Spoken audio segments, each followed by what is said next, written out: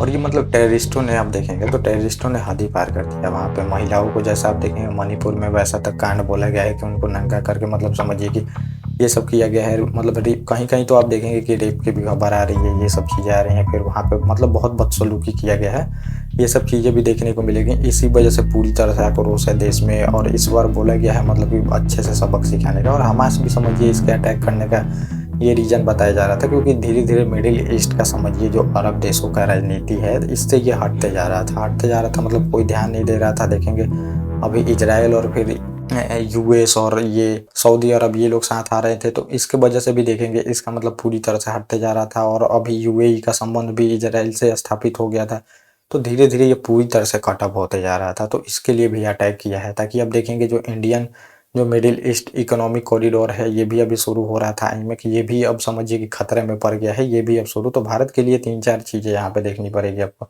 एक तो हमारा इकोनॉमिक कॉरिडोर है, ये भी खतरे में आ गया है समझिए। दूसरा नंबर, अब हमें भी अपने सैन्य पे मतलब और इंटेलिजेंस इनपुट पे ध्यान देना पड़ेगा, क्योंकि आप देखेंगे पहली बार मतलब कि उड़ी और पुलवामा में भी आप देखने को मिलेगा, उस टाइम इनपुट हम नहीं ले पाए, मतलब इंटेलिजेंस एजेंसी नहीं बताती, ना देखेंगे आरडीएक्स कहाँ से आ गया, तो ये सब चीज़ें। और यहाँ पे अब इंटेलिजेंस एजेंसी को ये बोला गया है मतलब कि पूरी तरह से चौकन्ने रहने के लिए, क्योंकि हम भी टेररिस्ट से परेशान हैं। और ये ऐसा अटैक है मतलब समझिए कि सबक लेने वाला अटैक है, चारों तरफ से अटैक हुआ है। इतना बड़ा टेररिस्ट अटैक कभी किसी ने सोचा ही नहीं था। और हमारे ऊपर भी टेररिस्ट हैं, तो इसमें हमारा सैन्य इजाफा तो करना ही पड़ेगा। मॉडर्नाइजेशन सैन्य का तो हो ही रहा है बहुत तेज में। अभी इनपुट हमें सबसे ज़्यादा ज़रूरत है कि अगर हो सकता है तो इसके लिए फिर सेना तैयार है, क्योंकि हमारे यहाँ पे ह्यूमन बहुत हैं। फिर देखेंगे बॉर्डर भी बहुत बड़ा है, अगर चारों तरफ से समझिए ऐसा मतलब समझिए तो वो तो युद्ध जैसा ही होगा।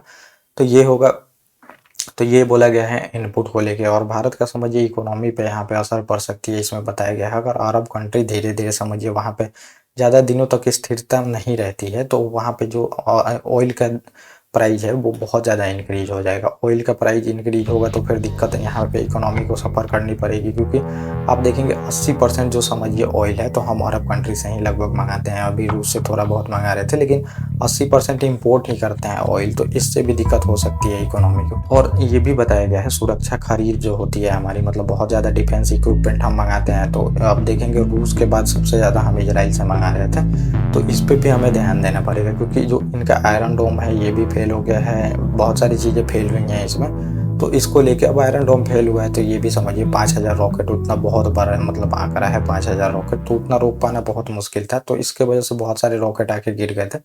जो आयरन भी डोम था समझिए उसका एयर डिफेंस सिस्टम, तो वो भी पूरी तरह से अचंभव में पड़ गया था, किसको रोके किसको ना रोके। तो अब हमें सुरक्षा खरीद पे भी ध्यान देना पड़ेगा, कि बहुत ज़्यादा इजराइल से भी हम सुरक्षा मतलब कि जितने भी इक्विपमेंट होते हैं डिफेंस के वो खरीदते हैं। तो इस पे भी मतलब इंडिया के लिए ये सब कुछ बातें बताई गई हैं जो मैंने आपको बताया।